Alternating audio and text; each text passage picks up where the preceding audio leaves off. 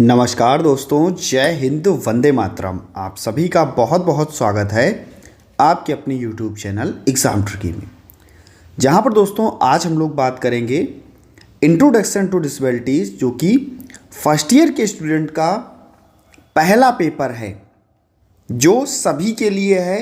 IDD HIV सभी students के लिए है। यूनिट 2.5 के अंतर्गत हमारा पहला टॉपिक डेफ ब्लाइंडनेस और दूसरा टॉपिक हमारा मल्टीपल डिसेबिलिटीज़। तो हम लोग जानेंगे आज डेफ ब्लाइंडनेस के बारे में, जिसको हम लोग बधिरांधता कहते हैं। इसकी परिभाषा क्या है, इस पर हम लोग चर्चा करेंगे। इसका कारण क्या है, इस पर चर्चा करेंगे। इसकी कह सकते हैं कि प्रकार क्या हैं, इस पर चर्चा कर लेंगे। रोकथाम क्या है, इस पर चर्चा कर सकते हैं। तो सारी चीज़ें लगभग में आपको यहाँ पर देखने को मिलेंगी। और 2.5 में आपको पहली वीडियो ये मिलेगी और इसी की दूसरी वीडियो जिसका नाम होगा मल्टीपल डिसेबिलिटी। और ये दोनों टॉपिक आपके लिए वेरी वेरी इंपॉर्टेंट हैं। ठीक है, तो दोस्तों सभी मित्रों तक वीडियो को ज़रूर शेयर कर दीजिएगा। बात करते हैं बधिरांधता, बधिर और अंधता। अब आप कहोगे सर, बधिर यानी कि व्यक्ति को सुनने में समस्या, और अंधता यानी कि व्यक्ति को देखने में गंभीर कठिनाई। ऐसे व्यक्ति जिनमें गंभीर सुनने की अक्षमता और देखने की कठिनाई होती है, उन्हें हम क्या कहते हैं? बधिरांध व्यक्ति कहते हैं। यह कोई सामान्य स्थिति नहीं है, बल्कि एक जटिल स्थिति है जो व्यक्ति की दैनिक जीवन में संचार, शिक्षा और स्वतंत्रता को बहुत अधिक प्रभावित करता है। व्यक्ति अगर सुन नहीं पाएगा, अगर देख नहीं पाएगा, तो भैया कम्युनिकेशन जो है वो कम कर पाएगा। ठीक है, दैनिक जीवन में जो भी एक्टिविटीज़ हैं, हमारे दैनिक जीवन के क्रियाकलाप, एक्टिविटी ऑफ डेली लिविंग, उनमें भी उसको समस्या होगी। क्या वो स्वतंत्र रूप से कार्यों को कर पाएगा? तो कहेंगे नहीं भैया, स्वतंत्र रूप से कार्यों को नहीं कर पाएगा। ठीक है, ये देखने को मिलता है। बधिरांध व्यक्ति ना तो ठीक ढंग से सुन पाते हैं और ना ही ठीक ढंग से देख पाते हैं। उन्हें बाहरी दुनिया में संवाद करने में बहुत कठिनाई होती है। ठीक है, इसके बाद में अगर हम लोग कारण देखने से पहले यहाँ पर एक हम लोग परिभाषा लिख लेते हैं। अगर आपने लिखी हो तो अच्छी बात है, और अगर आप इसको आती है परिभाषा तो इसको ज़रूर लिख करके आइएगा। परिभाषा है US डिपार्टमेंट की। ठीक है, US डिपार्टमेंट की परिभाषा है, और ये परिभाषा इन्होंने 2004 में दी थी।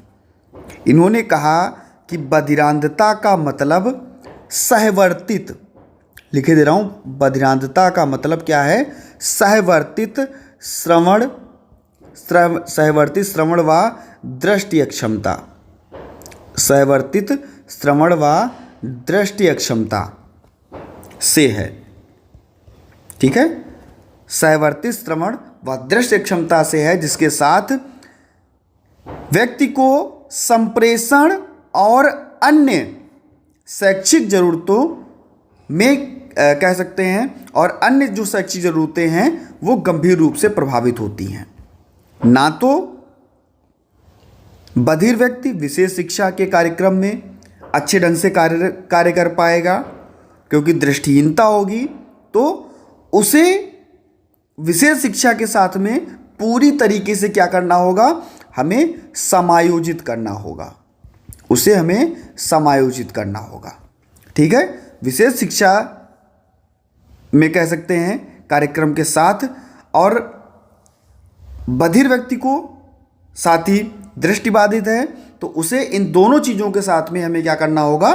समायोजित करना होगा, मिलाना होगा। ऐसे भी कह सकते हैं बधिरांधता एक शिक्षार्थी में 2 से 3 प्रमुख संवेदनशीलता, जैसे दृष्टि, श्रवण और गंध। ठीक है, ये किसने? अल्बेल और ग्राहम ने दी थी इसको। 1994 में इसको परिभाषा दी थी। को प्रभावित करती है, यानी कि दृष्टि, श्रवण और गंध को प्रभावित करती है। इसमें यह आवश्यकता पैदा करती है कि वह वातावरण से सूचनाओं को इकट्ठा करने के लिए जो भी स्पर्श और कह सकते हैं स्वाद, ये 2 इंद्रिय हैं, इसका उपयोग करें। क्योंकि 3 इंद्रियां तो लगभग में यहाँ पर खराब, क्योंकि दृष्टि, श्रवण और गंध ये समाप्त हो जाएंगी, प्रभावित होंगी। ठीक है, तो कौन सी 2 बची? हम कहेंगे स्वाद और स्पर्श। बच्चा स्पर्श करके और स्वाद के द्वारा इसका उपयोग करके बच्चा सिखाया जा सकता है, सीख सकता है। कारण क्या होंगे? तो कहेंगे आनुवांशिक कारण होगा। कुछ आनुवांशिक कारण जैसे चार्ज सिंड्रोम, उच्चर सिंड्रोम, तो ये जो हैं बधिरांधता का कारण बनते हैं। जन्मजात, जैसे बच्चे को रुबेला अगर हो गया, जीका वायरस हो गया, तो इससे भी बच्चे में बधिरांधता हो सकती है। प्राकृतिक विकार, समय पूर्व जन्म, समय से अगर पहले जन्म हो गया और ऑक्सीजन की कमी है तो उसमें भी दिक्कत आ सकती है जन्म के दौरान। ठीक है, बहुत सारी बीमारी जैसे मेनिंजाइटिस, ठीक है, और हमारी जो भी न्यूरोलॉजिकल बीमारियां होती हैं उसमें भी सुनने और देखने की अक्षमता में नुकसान होता है, यानी कि अक्षमता होती है। वृद्धावस्था में भी जैसे जैसे व्यक्ति की आयु बढ़ती है वैसे वैसे लोगों में बधिरांधता देखने को मिलती है। सुनने और देखने की क्षमता धीरे धीरे कम होती जाती है। दुर्घटना और चोट के कारण भी ऐसा होता है। अब हम लोग रोकथाम की अगर बात कर लें तो रोकथाम गर्भवती महिलाओं का नियमित चिकित्सा, परीक्षण और संक्रमण से बचाव। ठीक है, जो भी गर्भवती महिला हो उसका परीक्षण हो और कोई भी संक्रमण हो उससे बचाव हो। बच्चे को समय समय पर स्वास्थ्य परीक्षण और आवश्यक टीकाकरण, जो भी टीके लगने हैं बच्चे को समय समय पर लगें और समय समय पर उसके स्वास्थ्य की जांच भी की जाए। सिर की चोटों से बचाने के लिए बच्चे के लिए हेलमेट का प्रयोग करें और अन्य सुरक्षाएं। हम लोग भी हेलमेट का प्रयोग करते हैं, कहीं पर भी बाइक पर जाते हैं हेलमेट पहन के जाते हैं। समय पर सुनने और देखने की समस्याओं का निदान।